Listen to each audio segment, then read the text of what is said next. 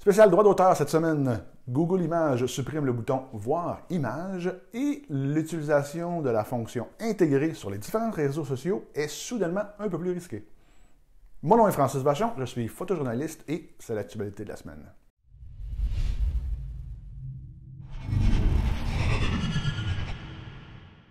Pour régler hors cours une poursuite contre Getty Images, Google s'est entendu avec le géant des banques d'images pour mettre en place une série de mesures pour protéger les créateurs.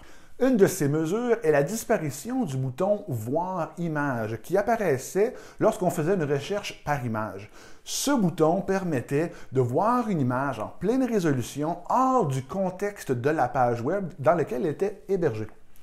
Maintenant, seule l'option « Voir la page » est disponible, ce qui permet donc de voir l'image dans le contexte de la page où elle était hébergée.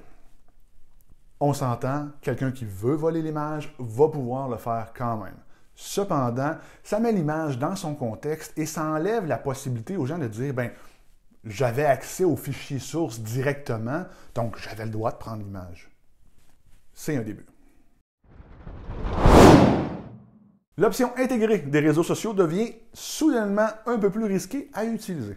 Il existe deux façons d'utiliser légalement une photo qui est partagée sur un réseau social. Premièrement, évidemment, la fonction retweeter ou partager de Facebook ou de Twitter.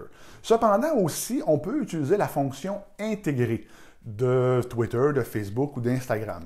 La fonction intégrée, c'est un bout de code qu'on peut aller chercher, que l'on copie et que l'on colle dans notre publication sur un autre site Internet.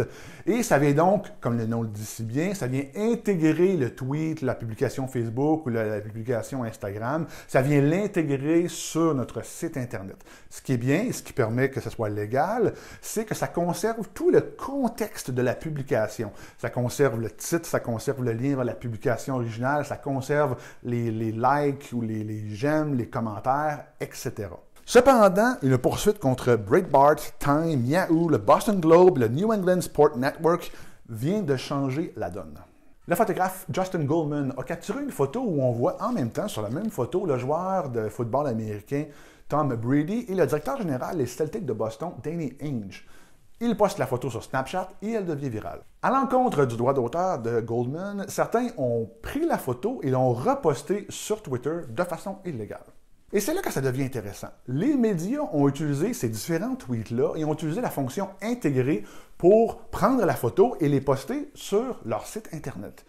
En théorie, c'est légal, mais les tweets utilisaient une photo qui avait été utilisée illégalement. Est-ce que ces différents médias savaient que la photo avait été utilisée illégalement sur Twitter? L'histoire ne le dit pas. Cependant, ils ont été poursuivis et le juge a donné raison au photographe. Alors, est-ce qu'on peut être déclaré coupable si on utilise une fonction qui est légale, la fonction intégrée de Twitter, de Facebook ou d'Instagram, mais que le contenu, lui, utilise un contenu illégal, une photo volée, sans qu'on le sache? Ben, semble-t-il que oui. Je ne sais pas si je suis content de cette nouvelle-là ou pas. Les nouvelles de la semaine, c'est un nouveau truc que j'essaie. Est-ce que vous avez apprécié? Est-ce que je devrais recommencer? Dites-moi ce que vous en pensez dans les commentaires. Faites-moi un thumbs up sur YouTube. Abonnez-vous à ma chaîne en cliquant juste ici ou regardez une autre vidéo juste ici ou ici.